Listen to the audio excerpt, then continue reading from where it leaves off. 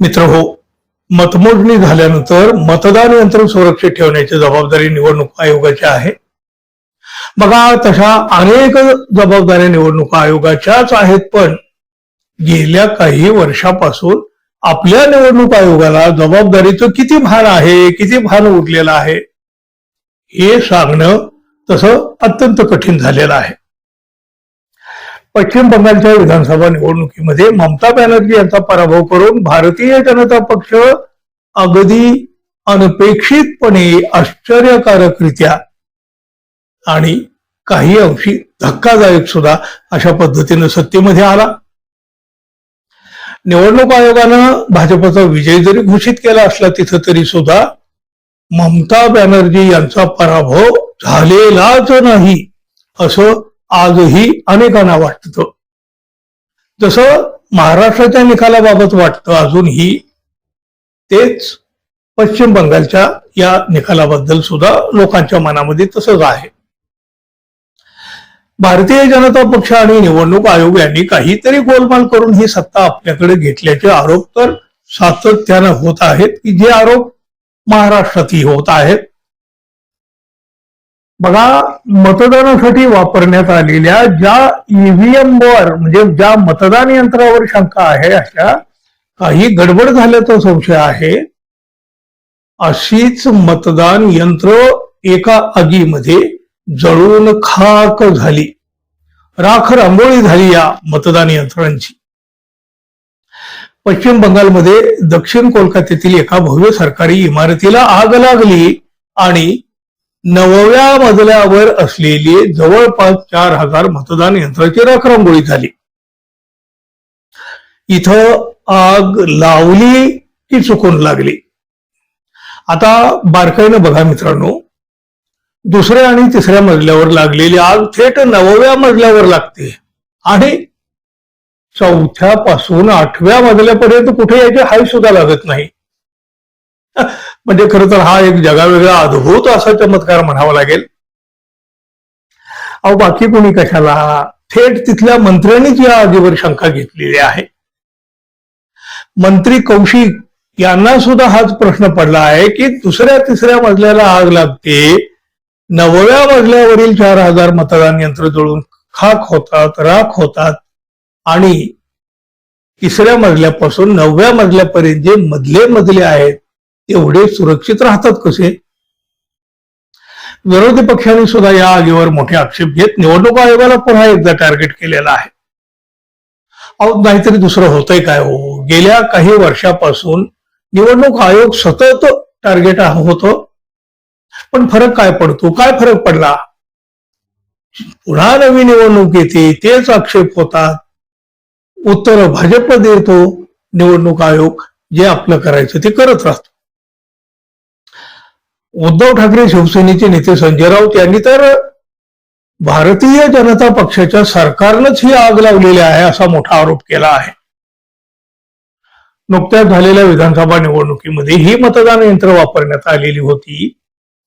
ज्या मतदान यंत्रावर शंका आहे, गडबड झाल्याचा संशय आहे, तीच मतदान यंत्र जळून खाक झालेली आहेत आणि यावरून पश्चिम बंगालमधील निकाल कसा लागला हे स्पष्ट होतं असं संजय राऊत यांनी म्हटलं.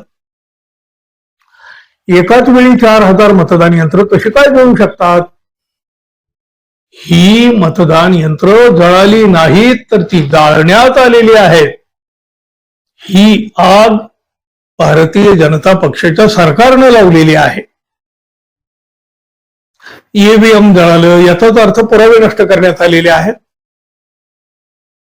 निवडणुका झाल्या आणि मतदान यंत्र जाळण्यात आली, जोपर्यंत मोदी शहांचं राज्य आहे तोपर्यंत हे असं सुरू राहणार आहे आणि कोणतीही निवडणूक पारदर्शक होणार नाही.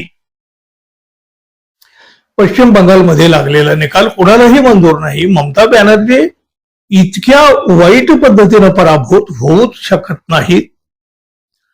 त्या व्यक्तिशः भवानीपूर मतदारसंघातून पराभूत तर होऊ शकत नाहीत. बंगालमध्ये तिथं काटेकी टक्कर होती, पण निकाल कसा लागला याचं उत्तर आगीच्या या घटनेतून मिळालं. निवडणूक आयोग, सुप्रीम कोर्ट कुठं आहे?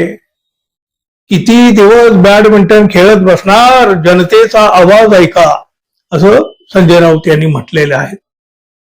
खरं ना हो, चाललंय काय? सर्वसामान्य माणसाला जे दिसतं ते निवडणूक आयोगाला दिसत नाही.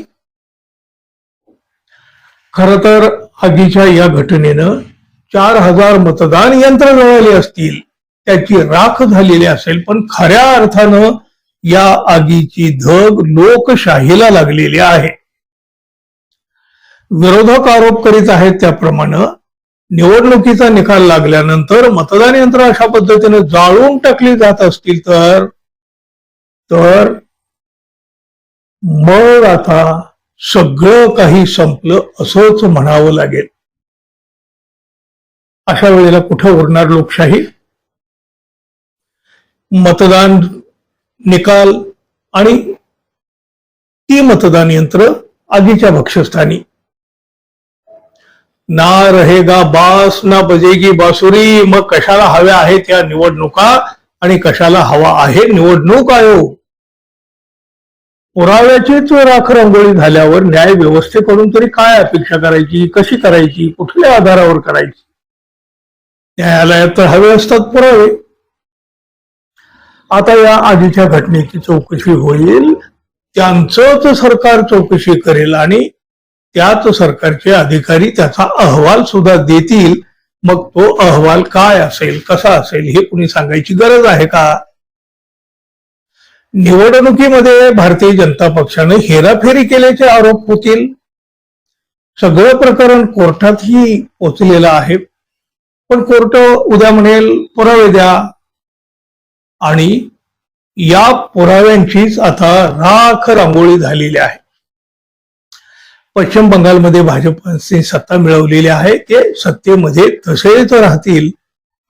विरोधक मात्र जळालेल्या ईव्हीएमची राख अंगाला फासून आक्रोश करीत राहतील. आक्रोश, हा आक्रोश कोणाच्याही कानापर्यंत जाणार नाही, अगदी लोकशाहीच्याही नाही. कारण लोकशाही ही आता लाचार बनलेली आहे, दुबळी बनलेली आहे. हातपाय बांधून तिच्यावर रोज बलात्कार होत आहे. काय करणार ती? एकंदर परिस्थिती विचारात घेतली तर ही लोकशाहीच्या विरुद्ध दिशेनं आपण निघालेलो आहोत, हे तर अगदी स्पष्ट होतं. पण तरी मित्रांनो, ही आग चुकून लागलेली असेल की ती जाणीवपूर्वक लावून तिचे पुरावे नष्ट केले असतील हो. म्हणजे एकूण या आगीवरून सगळं जाणवतं माणसाला, प्रत्येकाला ते लक्षात येतं. खालच्या 2 मजल्याला आग लागते आणि थेट वरच्या 9व्या मजल्याला आग लागते, मजले मात्र सुरक्षित राहतात. हे कोणाला पटेल हो? तुम्हाला काय वाटतं मित्रांनो, जरूर सांगा. आणि आपण अजून आपल्या चॅनलला सबस्क्राईब केलं नसेल तर कृपया सबस्क्राईब करावं ही अपेक्षा आहे. धन्यवाद. पुन्हा भेटू. नमस्कार.